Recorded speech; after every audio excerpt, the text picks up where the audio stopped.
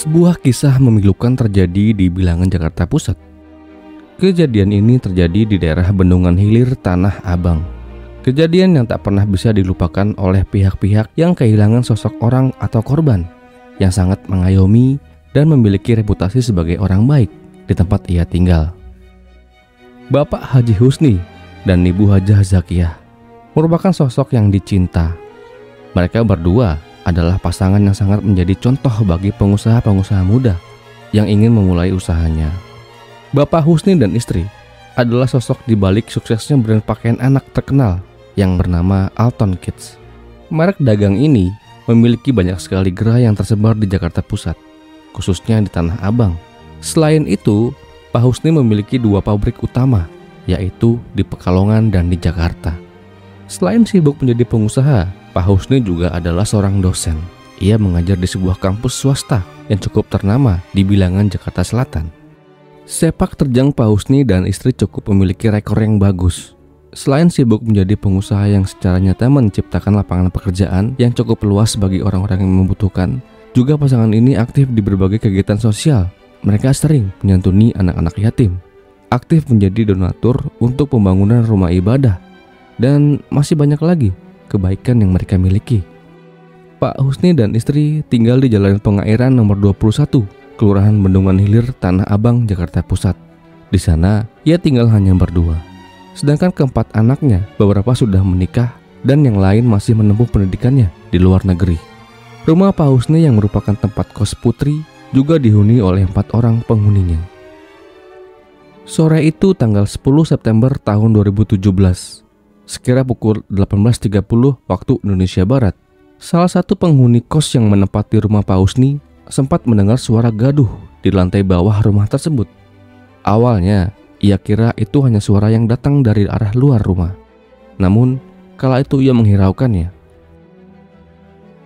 Esok harinya, Senin 11 September tahun 2017, sebuah tempat yang berjarak 350 km dari tempat tinggalnya di Bendungan Hilir, tersiar sebuah kabar bahwa telah ditemukan 2 sosok jasad yang terbungkus bed cover terjerembab di sudut sebuah sungai yang alirannya cukup deras. Pagi itu, sebut saja Pak Gendon, warga desa Blumbung, Kecamatan Bobotsari, Purbalingga, Jawa Tengah, yang saat itu ia hendak buang hajat di Sungai Kelawing. Tiba-tiba, matanya berfokus pada sesuatu yang agak tak lazim itu. Ia melihat 2 bungkus bed cover berwarna merah dan kuning tersangkut aliran sungai tepat di mana ia ingin buang hajat di sana. Dengan terpaksa, saat itu Pak Gendon mengurungkan niatnya untuk melakukan hajatan tersebut. Penasaran lalu ia pun mencoba mendekat. Ia kaget bukan main ketika kaki yang terikat dalam bed cover tersebut menyembul keluar. Penampakan kaki tersebut pucat dan terlihat masih segar. Ia pun segera berlari, berteriak dan meminta tolong. Laporan lalu diterima oleh Polsek Bobotsari yang kemudian diteruskan dengan melakukan olah TKP. Di sana polisi yang melakukan olah TKP menemukan korban berjumlah 2 orang, wanita dan pria. Di tubuh korban ditemukan luka yang cukup parah di bagian kepala, khususnya di bagian kepala bagian belakang. Pihak kepolisian, tim Dokpol dan Inavis yang bekerja sama akhirnya bisa mengungkap identitas korban yang baru aja mereka temukan itu. Iya, korban itu tak lain dan tak bukan adalah Bapak Haji Husni, 58 tahun, dan istri Ibu Zakiyah, 53 tahun. Mereka sengaja dihilangkan nyawanya dengan begitu keji. Tak butuh waktu lama, akhirnya pelaku yang berjumlah 3 orang itu berhasil diringkus. Mereka berhasil diringkus di sebuah hotel di daerah Grobogan, Jawa Tengah, ketika sedang berfoya-foya menikmati hasil rampokan yang mereka rampok dari rumah korbannya.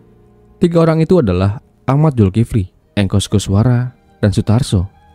Namun, polisi akhirnya melepaskan 1 buah pelurunya kepada otak kejahatan itu yang bernama Ahmad Zulkifli.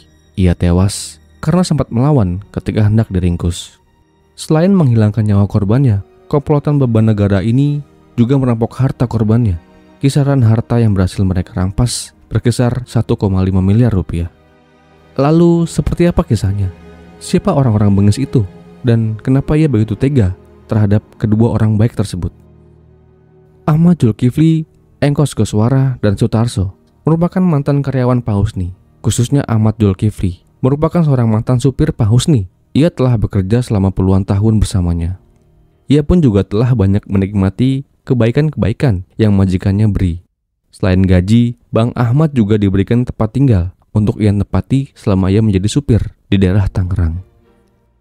Sutarso juga merupakan mantan karyawan pabrik garmen yang dimiliki oleh Pak Husni. Ia pun juga telah bekerja di pabrik itu selama 20 tahun. Jadi cukup lama ia mengenal sosok bosnya itu. Sedangkan Engkos Koswara adalah mantan kuli bangunan yang kebetulan saat itu pernah bekerja di rumah Pak Husni untuk merenovasi rumahnya saat itu. Di sanalah Mas Engkos, Mas Ahmad saling bertemu dan berkenalan. Perkenalan mereka bisa dibilang cukup akrab. Hingga pada suatu hari, Pak Husni memiliki sebuah alasan yang cukup masuk akal untuk memecat Mas Ahmad sebagai supir pribadinya. Mas Ahmad memiliki sebuah kebiasaan yang buruk. Ia selain dikenal sebagai orang yang gemar sekali mengkonsumsi minuman keras, juga Mas Ahmad sering memesan wanita-wanita nakal. Sebuah kebiasaan yang sangat bertolak belakang dengan kebiasaan hidup majikannya yang sangat agamis itu. Saat itu Mas Ahmad diberhentikan oleh sang majikan dengan tanpa memberikannya pesangon, serta ia juga harus segera meninggalkan rumah yang ia tempati yang merupakan rumah Pak Husni. Dengan berat hati, ia menerima segala keputusan yang telah ditetapkan oleh majikannya itu. Namun berat hati yang dimiliki setelah menerima PHK itu bukanlah berat hati yang biasa-biasa aja. Berat hati tersebut mengandung unsur dendam yang mendalam, khususnya untuk Pak Husni dan Ibu Zakiyah. Dendam yang mendalam itu membuat nalar Mas Ahmad sepertinya tidak berfungsi lagi dengan baik. Kemudian, ia pun menghubungi Mas Engkos dan Mas Sutarso, yang kebetulan saat itu Mas Sutarso juga mengalami perampingan perusahaan. Ia kena PHK dari pabrik garmen milik Pak Husni. Jadi malam itu, penganggur-penganggur, atau tepatnya beban-beban negara sedang berkumpul, merencanakan sebuah rencana yang keji dan tentu aja nih di luar nalar kita sebagai manusia. Iya, mereka berniat untuk melakukan perampokan di rumah mantan majikannya itu. Selain itu, jika calon korbannya melawan, mereka sepakat tak segan-segan untuk mengeksekusinya. Malam itu di rumah kontrakan Mas Ahmad, mereka bertiga sama-sama menyiapkan alat-alat yang mereka akan pakai untuk melakukan kejahatan itu. 2 bilah linggis sepanjang 70 cm, beberapa bungkus kabel tis, sarung tangan telah mereka siapkan untuk kelancaran aksinya tersebut. 10 September tahun 2017, ketika secara mental dan peralatan telah siap semuanya, kemudian mereka bertiga dengan menggunakan sepeda motor bersama menuju rumah calon korbannya. Mas Ahmad yang kala itu bertindak sebagai otak kejahatan, yang juga sebagai orang yang paham betul dengan situasi rumah calon korbannya, tahu persis pada jam berapa rumah itu akan menjadi sepi. Mereka datang tepat pukul 18 waktu Indonesia Barat. Mereka sengaja memilih waktu tersebut karena di waktu itu adalah waktu di mana Pak Husni dan Ibu Zakiyah melakukan ibadah sholat maghribnya. Mas Ahmad paham bahwa pada jam tersebut Pak Haji Husni akan keluar rumah lalu pergi ke masjid untuk sholat. Sedangkan sang istri akan tetap berada di rumah. Ia melaksanakan sholatnya dalam kamarnya. Setibanya di lokasi, mereka kemudian masuk melalui pintu depan. Benar saja, rumah itu nampak hening dan sepi. Di sana mereka juga punya tugas masing-masing. Mas Sutarso menjaga pagar, Mas Engkos berjaga di pintu utama, sedangkan Mas Ahmad secara mengendap-endap berjalan secara berlahan menuju kamar Ibu Zakiyah. Di kamar itu, Mas Ahmad mendapati Ibu Zakiyah sedang menunaikan sholat maghribnya. Dengan gerak perlahan, kemudian ia dengan sekuat tenaga menyergap Ibu Zakiyah dari belakang. Mas Ahmad mencekik leher Ibu Zakiyah dengan sekuat tenaga. Lalu Ibu Zakiyah ia banting ke lantai dengan masih menggunakan mukenanya. Kemudian Mas Ahmad membenturkan kepala Ibu Zakiyah ke lantai dengan keras.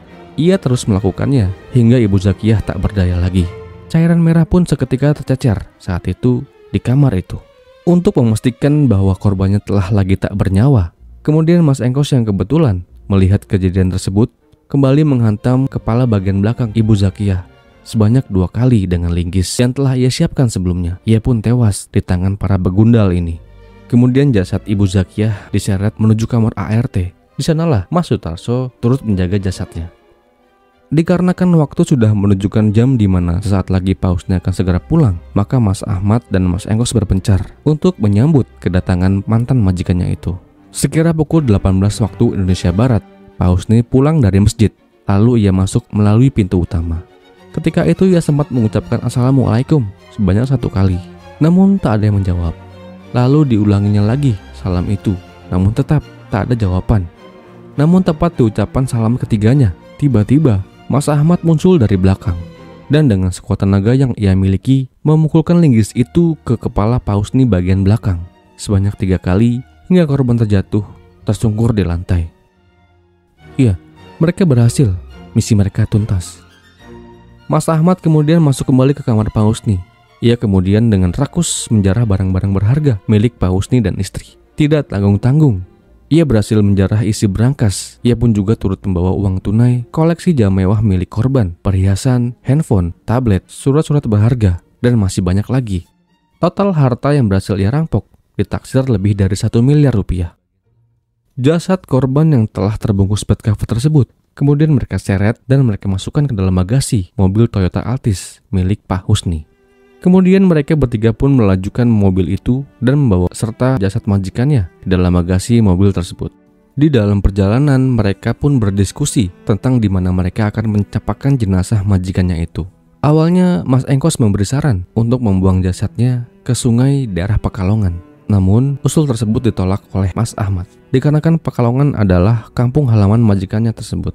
Akhirnya mereka sepakat untuk membuang jasad kedua bosnya itu di Sungai Kelawing, Dusun Penisihan, Purbalingga, Jawa Tengah, yang berjarak 350 km dari rumah korban di Bendungan Hilir, Jakarta Pusat. Tempat tersebut dipilih karena Purbalingga merupakan kampung halaman Ahmad Zulkifli alias Mas Ahmad. Dini hari pukul 3 waktu Indonesia Barat, mereka tiba di sebuah jembatan di atas Sungai Kelawing. Kemudian dari jembatan, mereka bertiga, para bandit itu kemudian membuang jasad bosnya tersebut. Kabar hilang kedua orang yang menjadi korban kekejaman bandit-bandit negara ini kemudian sampai ke telinga anak pertamanya Pak Husni. Ia pun mencoba menghubungi nomor mantan supirnya itu, dikarenakan saat itu mobil yang biasa dibawa olehnya tak berada di rumah. Namun panggilan telepon itu selalu ditolak. Hingga beberapa waktu kemudian, polisi yang telah mengantongi nama-nama pelaku akhirnya berhasil menemukan komplotan penjahat itu sedang bersenang-senang dengan ditemani oleh wanita-wanita malam sebuah hotel di Grobogan, Jawa Tengah. Mas Ahmad tewas diterjang timah panas petugas dikarenakan melakukan perlawanan ketika hendak diciduk. Kini hanya tinggal mereka berdua, Mas Engkos dan Mas Sutarso, yang harus bertanggung jawab atas kekejiannya merampas nyawa mantan bosnya tersebut. Persidangan yang digelar untuk menghakimi dua orang kejam ini akhirnya memvonis Mas Engkos dan Sutarso dengan 20 tahun penjara. Dan itulah akhir kisah penghilangan nyawa secara brutal suami istri pengusaha garmen.